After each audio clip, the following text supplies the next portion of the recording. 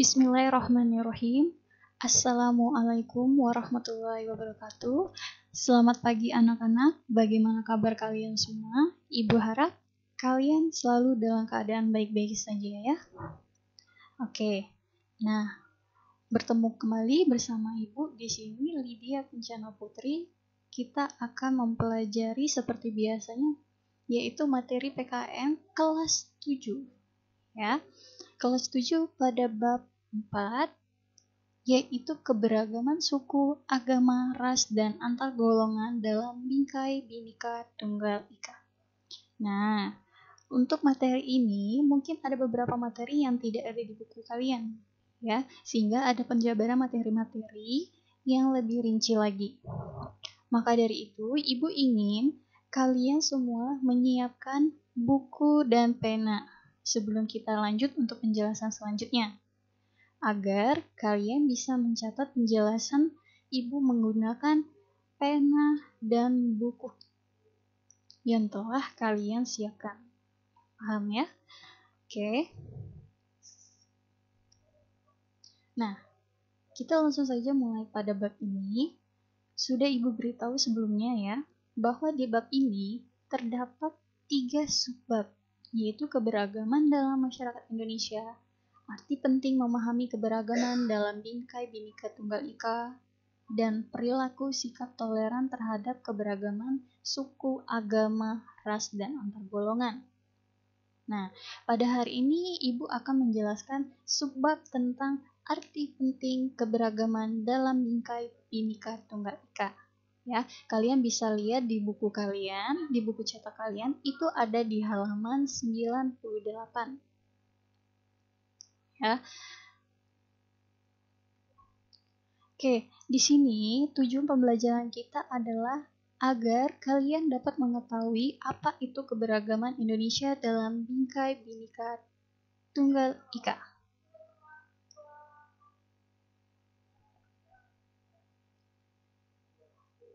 Arti penting memahami keberagaman dalam bingkai Bhinneka Tunggal Ika, yaitu yang pertama kita akan membahas tentang Bhinneka Tunggal Ika itu apa sih?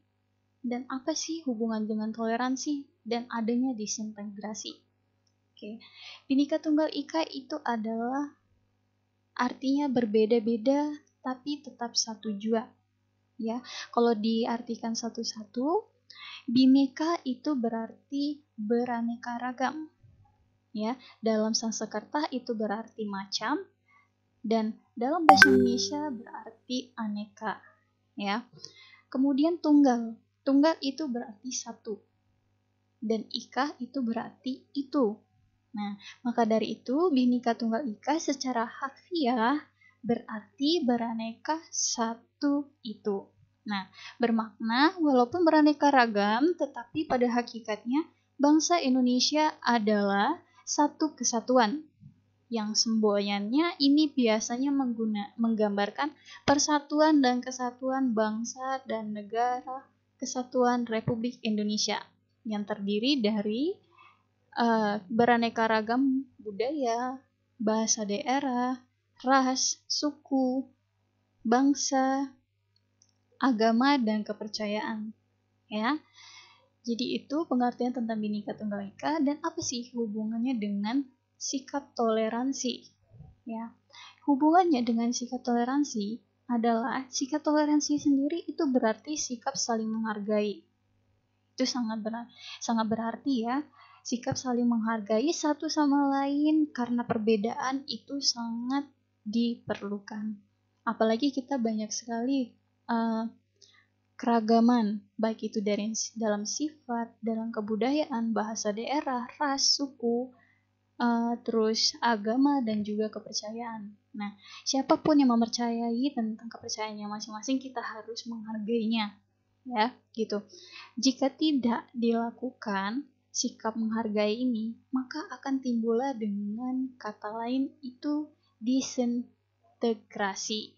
Apa itu disintegrasi? Disintegrasi adalah perpecahan bangsa. Kenapa ini bisa terjadi? Karena lalainya kita dalam melaksanakan sikap toleransi. Maka terjadilah perpecahan bangsa yang disebut dengan disintegrasi. Nanti akan dijelaskan lebih lanjut ya.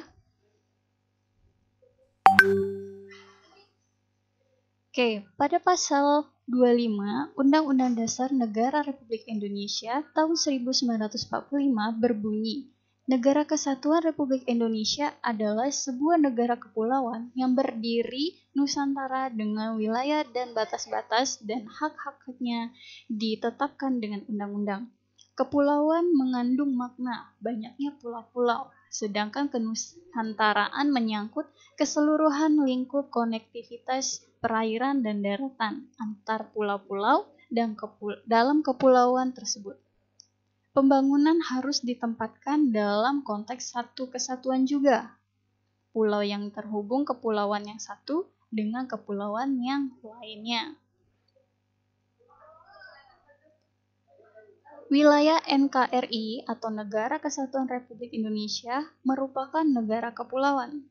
Negara kepulauan adalah negara yang seluruhnya terdiri dari satu atau lebih kepulauan dan dapat mencakup pulau-pulau lain yang terdapat dalam Undang-Undang Nomor 16 Tahun 1996. Laut bukan sebagai unsur pemisah, akan tetapi menjadi unsur pemersatu. Ini merupakan konsep wawasan Nusantara. Kondisi wilayah negara Indonesia sebagai negara kepulauan dapat menyebabkan terjadinya perpecahan bangsa atau yang disebut dengan disintegrasi. Yang tadi awal Ibu jelaskan ya. Jadi ada sejarah telah membuktikan bahwa pemerintah Indonesia pernah menghadapi persoalan adanya daerah yang memang ingin memisahkan diri dari Negara Kesatuan Republik Indonesia. Nah, pemisahan diri antara negara yang satu dengan negara yang lainnya, atau daerah yang satu dengan daerah yang lainnya, suku yang satu dengan suku yang lainnya, itu merupakan disintegrasi, ya. Selain kondisi kewilayahan, aspek sosial budaya menunjukkan bahwa masyarakat Indonesia diwarnai oleh berbagai macam perbedaan. Nah, pada perbedaan tersebut, seringkali dalam kehidupan nyata terlihat terjadinya konflik karena kondisi sosial budaya yang berbeda-beda. Kenyataan menunjukkan bahwa dalam kehidupan bangsa Indonesia sering terjadi konflik antar kelompok-kelompok masyarakat yang dilatar belakangi oleh perbedaan-perbedaan tersebut. Nah, dari sini baru kita ketahui ya, bahwa itu pentingnya kesadaran diri bagi kita semua untuk memahami keberagaman dalam masyarakat yang ditujukan untuk mengusahakan dan mempertahankan persatuan dan kesatuan Negara Kesatuan Republik Indonesia.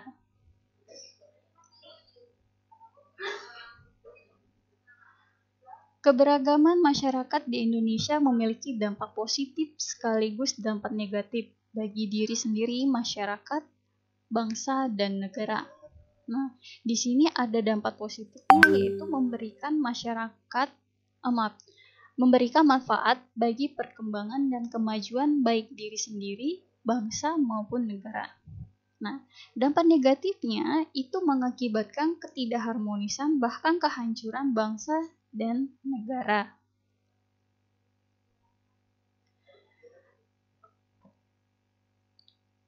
Bagi bangsa Indonesia, keberagaman bangsa, budaya, agama, ras, dan antar golongan merupakan kekayaan bangsa yang sangat berharga.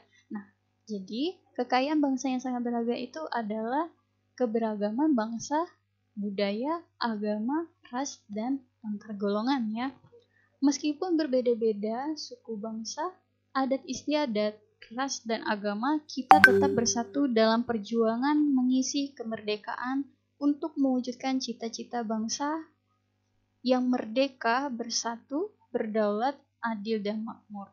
Nah, sudah kita jumpai di Undang-Undang Dasar ya, di alinea keempat, itu ada cita-cita bangsa. Ya, nah disitulah kita mulai mewujudkan cita-cita bangsa, yaitu negara yang merdeka, bersatu, berdaulat, adil, dan makmur. Keberagaman bukan merupakan unsur perpecahan, namun justru yang menciptakan kesatuan bangsa. Kesatuan adalah upaya untuk mempersatukan perbedaan suku, adat istiadat, ras, dan agama untuk menjadi satu, yaitu bangsa Indonesia. Tuhan menciptakan manusia dengan berbeda-beda, bukan untuk saling bermusuhan, melainkan untuk saling mengenal dan bersaudara. Hal tersebut sesuai dengan semboyan negara kita, yaitu Bhinneka Tunggal Ika. Bhinneka Tunggal Ika adalah moto atau semboyan bangsa Indonesia yang terdapat pada lambang negara Republik Indonesia, yaitu burung Garuda Pancasila. Bhinneka Tunggal Ika mengandung makna meskipun bangsa Indonesia terdiri atas beraneka ragam suku bangsa, adat istiadat, ras, dan agama. Namun, keseluruhannya itu merupakan satu kesatuan, yaitu bangsa dan negara Indonesia.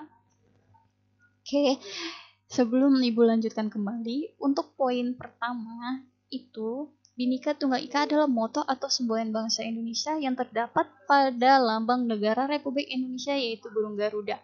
Jika kalian perhatikan di Pancasila itu ada gambar burung Garuda, dan jika kalian lebih perhatikan lagi di cengkraman burung Garuda itu ada tulisan Bhinneka Tunggal Ika.